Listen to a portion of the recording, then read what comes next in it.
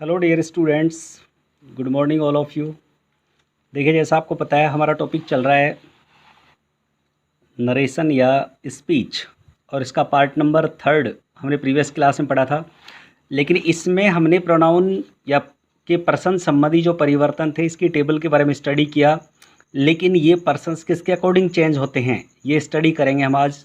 तो देखिए, जैसा आपको बताया गया था कि पर्सन जो होते हैं वो कितने होते हैं, 3। फर्स्ट पर्सन, सेकंड पर्सन और थर्ड पर्सन। फर्स्ट पर्सन में आई और वी होते हैं, सेकंड पर्सन में यू होता है, और थर्ड पर्सन में ही, सी, इट और दे होते हैं। अब बात करेंगे हम इन प्रोनाउन के ऑब्जेक्टिव फॉर्म की। तो आई की जो ऑब्जेक्टिव फॉर्म होती है मी, वी की होती है अस, यू की होती है यू, और ही की होती है हिम, सी की होती है हर, इट की इट, और दे की देम। इसके बाद बात करेंगे पजेसिव फॉर्म की। तो पजेसिव फॉर्म में देखिए आई की पजेसिव फॉर्म, और पजेसिव एडजेक्टिव और पजेसिव प्रोनाउन के बारे में आपको बता दिया। इधर वाले जो हैं सारे ये पजेसिव एडजेक्टिव हैं और इधर वाले पजेसिव प्रोनाउन हैं। तो देखिए, आई की पजेसिव फॉर्म होगी माई और माइन, वी की होगी ओवर और ओवर्स, योर और यू की होगी योर और योर्स, ही की हिज, सी की हर, इट का इट्स, और दे की दियर या दियर्स। फिर बात करें रिफ्लेक्सिव फॉर्म की। तो मैंने आपको बताया था कि जो आपकी पजेसिव फॉर्म है उन सब में अगर सिंगुलर है तो सेल्फ लगाना है और प्लूरल है तो सेल्वेज लगाना है, अपने आप रिफ्लेक्सिव फॉर्म बन जाएगी। जैसे माई आ रहा तो माई में क्या लगा दिया, सेल्फ, माई सेल्फ हो गया। ओवर आया तो ओवर सेल्वेज, योर आया तो योर सेल्फ, और हिज आया तो ही आया तो हिमसेल्फ, ठीक है, और सी आया तो हर सेल्फ, ठीक है, और इट सेल्फ और देम सेल्वेज, ठीक है। अब देखिए जी कि हमारे जो पर्सन्स होते हैं उनमें परिवर्तन किस प्रकार से होते हैं। तो देखिए आगे यहाँ पे एक छोटा सा फॉर्मूला मैंने यहाँ ट्रिक डाल रखा है, सन बटा 123। कौन सा? सन बटा 123 का रूल पढ़ेंगे। और इससे कैसे सन बटा 123 को ध्यान रखना है आपको, और इसको ध्यान में रखते हुए आपको इनको चेंज करना है। सुनिए कैसे। जैसा आपके पास आ रहा है एक, या नीचे क्या आ रहा है, एक आ रहा है ना, तो एक, इस एक का मतलब है फर्स्ट पर्सन। इस एक का मतलब क्या हुआ, फर्स्ट पर्सन। और फर्स्ट पर्सन में होते हैं आई और वी। कौन होते हैं? आई और वी। और यहाँ पे एक के ऊपर एस दे रखा है। क्या दे रखा है? एस। तो एस का मतलब हमने माना है सब्जेक्ट। तो करेगा मतलब फर्स्ट पर्सन जो चेंज होगा वो रिपोर्टिंग स्पीच के सब्जेक्ट के अनुसार बदलता है। किसके अनुसार बदलता है? रिपोर्टिंग स्पीच के सब्जेक्ट के अनुसार। सेकंड, अब दो दे रखा है तो दो का मतलब सेकंड पर्सन से है। किससे है? सेकंड पर्सन से। और सेकंड पर्सन में कौन होता है? यू।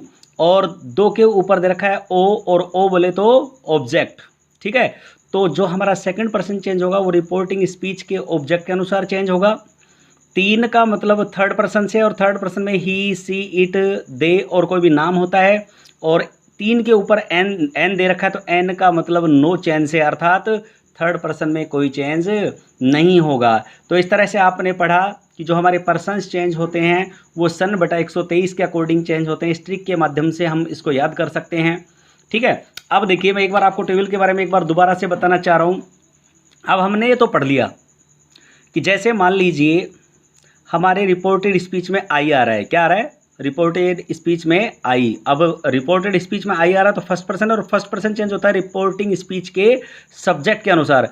अब हमारे पास यदि रिपोर्टेड स्पीच में आई है और रिपोर्टिंग स्पीच का सब्जेक्ट अगर पुरुष जाति से संबंधित है, किससे संबंधित है?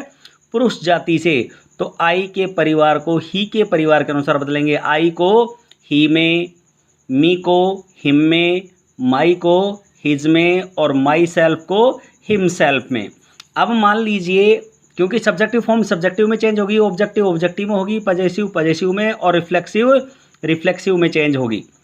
अब मान लीजिए आपके पास रिपोर्टेड स्पीच में आई आ रहा है, फर्स्ट पर्सन आ रहा है, लेकिन रिपोर्टिंग स्पीच का जो सब्जेक्ट है वो स्त्री जाति से संबंधित है। तो आई के परिवार को सी के परिवार के अनुसार चेंज करना है। जैसे आई को सी में, मी को हर में, माई को हर में, ठीक है, और माई सेल्फ को हर सेल्फ में, ठीक है। अब अगर मान लीजिए आपके पास वी आ रहा है, क्या आ रहा है, वी। तो वी के परिवार को चेंज करना है आपको किसके अनुसार, दे के परिवार के अनुसार, अर्थात वी को दे में, अस को देम में, ओवर को दियर या दियर्स में, ओवर्स को दियर्स में, और ओवर सेल्वेज को देम सेल्वेज में चेंज करेंगे। अब आपके पास यू आ रहा है मान लीजिए, ठीक है, सेकंड पर्सन है, किसके अनुसार चेंज होता है, ऑब्जेक्ट के अनुसार। रिपोर्टिंग स्पीच का ऑब्जेक्ट अगर पुरुष जाति से संबंधित है तो यू के परिवार को भी ठीक आई के परिवार की तरह ही में, यू को हिम में, योर को हिज में, और योर सेल्फ को हिम सेल्फ में, ठीक है ना। अब मान लीजिए आपके पास यू आ रहा है, सेकंड पर्सन है रिपोर्टिंग स्पीच, रिपोर्टेड स्पीच में, और रिपोर्टिंग स्पीच का ऑब्जेक्ट स्त्री जाति से संबंधित है तो यू के परिवार को सी के परिवार के अनुसार चेंज करना है। यू को सी में, यू ऑब्जेक्टिव फॉर्म आता है हर में, और योवर को हर, और योवर्स को हर्स में, और योर सेल्फ को हर सेल्फ में, ठीक है। इस तरह से ये हमारे चेंजेज होते हैं, और थर्ड पर्सन में आपको पता है कि इनमें कोई चेंज आपको नहीं करना है, ठीक है। अब एग्जाम्पल समझिए, आप देखिए, एक एग्जाम्पल के माध्यम से मैं आपको ये कंसेप्ट क्लियर करवा देता हूँ। जैसे हमारे पास एग्जाम्पल आ रहा है, Karan said to Neha I invited you yesterday. अब देखिए सर, हमारे पास क्या आ रहा है, करण, क्या आ रहा है, करण, फिर आ रहा है Neha, I invited you yesterday. अब देखो सेड टू को हमने टोल्ड में चेंज कर दिया, आगे का कंसेप्ट है, नेहा तक चेंज कर दिया, कंजक्शन के या कनेक्टिव वर्ड के रूप में दैट का यूज कर दिया। अब हमारे पास क्या आ रहा है, आई, और आई कौन सा पर्सन है, फर्स्ट पर्सन, और फर्स्ट पर्सन किसके अनुसार चेंज होता है, सब्जेक्ट के अनुसार। सब्जेक्ट किसका लेंगे हम, रिपोर्टिंग स्पीच का, और रिपोर्टिंग स्पीच का सब्जेक्ट हमारे पास कौन है जी, करण।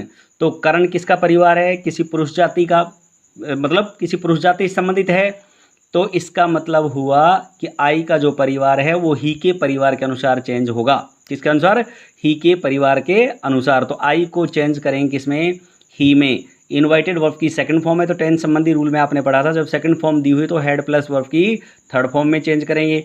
अब यहाँ हमारे पास क्या आ गया जी, ऑब्जेक्ट यू, सेकंड पर्सन, और सेकंड पर्सन जो होता है वो ऑब्जेक्ट के अनुसार बदलता है। किसके अनुसार, ऑब्जेक्ट के अनुसार। ऑब्जेक्ट हमारे पास क्या दे रखा है, नेहा, और नेहा किसका परिवार है, सी का, ठीक है। तो यू हमारे पास जब जब यू मेन वर्ब के बाद आए तो ये सब ऑब्जेक्टिव फॉर्म में होगा, और जब जब मेन वर्ब से पहले आए तो सब्जेक्टिव फॉर्म में होगा। तो मेन वर्ब ये दे रखे, इसके बाद यू आ रहा है तो ऑब्जेक्टिव फॉर्म में, क्योंकि यू की सब्जेक्टिव और ऑब्जेक्टिव फॉर्म सेम होती हैं, इसलिए आपको कंफ्यूज होने की आवश्यकता नहीं है। अब यू आ रहा है ऑब्जेक्टिव फॉर्म में, मेन वर्ब के बाद आ रहा है, तो अब हमारे पास नेहा सी का परिवार है, तो सी की ऑब्जेक्टिव फॉर्म होती है हर, तो दिए हुए यू को हमने किस में चेंज कर दिया, हर में, और यस्टरडे को चेंज करते हैं द प्रीवियस डे में। तो इस तरह से आपने पर्सन संबंधी नियम पढ़े, और जैसे जैसे ज़्यादा से ज़्यादा एक्सरसाइज करेंगे वैसे वैसे कंसेप्ट ज़्यादा क्लियर होगा, बिकॉज जैसा आप जानते हैं कि practice makes a man perfect. Okay, तो प्रैक्टिस करना सबसे बेहतर उपाय है किसी भी टॉपिक को सीखने का। अब अगला और लास्ट चेंज जो हमारा होता है, इसके बाद हम सीधे सेंटेंस की बात करेंगे अगली क्लास में। तो एडवर्ब संबंधी परिवर्तन में देखिए सर, अगर आपके पास डायरेक्ट स्पीच में अगो आ रहा है तो उसको चेंज करना है बिफोर में, हैंड्स को देंस में, हेयर को देयर में, जस्ट को देन में, नाउ को देन में, दिस को दैट में, दीज को दोज में, दस को सो में, टू नाइट को दैट नाइट में, और टुडे को दैट डे में, टुमारो को द नेक्स्ट डे में, लास्ट टाइम को द प्रीवियस टाइम में, और लास्ट टाइम नेक्स्ट डे रखा हो द फॉलोइंग टाइम में, यस्टरडे को द प्रीवियस डे में, प्रीवियस डे में। सो यहाँ अब यहाँ डे नहीं लगा हुआ है, डे में, और द डे बिफोर यस्टरडे को 2 days बिफोर, और कम को गो में। इसका मैं आपको फोटो भी साथ भेजूंगा। Okay, bye.